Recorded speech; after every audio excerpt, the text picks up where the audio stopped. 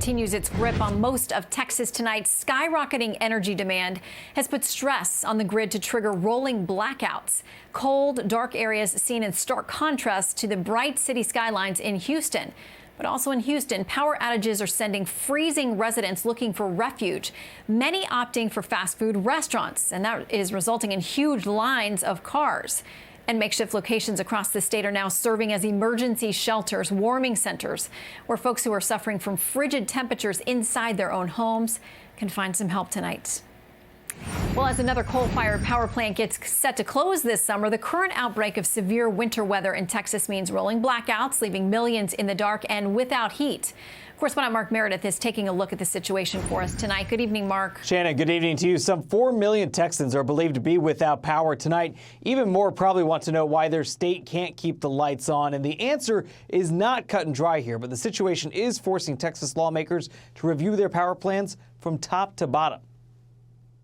This is not good. Tonight, Texas Governor Greg Abbott is ordering an investigation into the power failures plaguing his state, writing, quote, "The Electric Reliability Council of Texas has been anything but reliable over the past 48 hours. Power production has stopped or slowed at many natural gas, coal, solar, and wind energy production sites. Power officials say outages are partially to blame due to frozen wind turbines and limited natural gas supplies.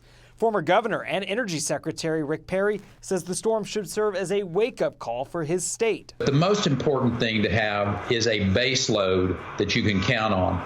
That's going to be natural gas, that's going to be coal, and that is going to be nuclear.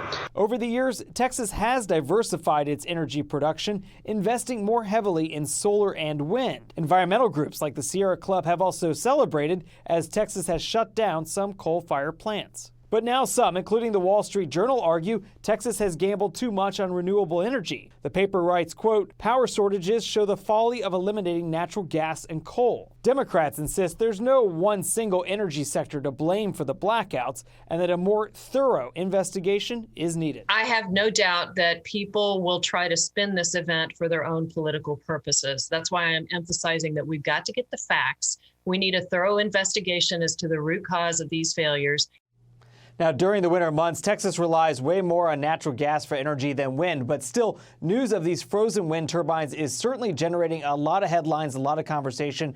But Shannon, it's likely we will not know exactly what went wrong until an investigation wraps up, and of course, that the power comes back on. Shannon?